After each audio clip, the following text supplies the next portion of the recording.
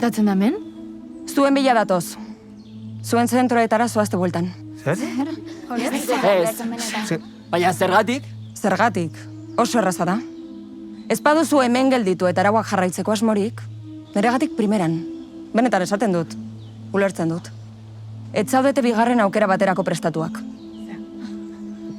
Hau da bigarren aukera?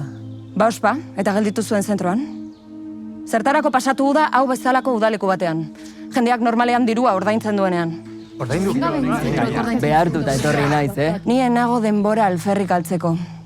Beraz, jaso zuen gauzak, eta aide, Ta listo? Bagoaz? zuek erabaki.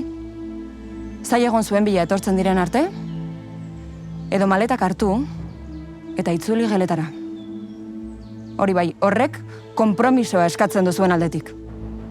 Beraz, ondo pentsatu.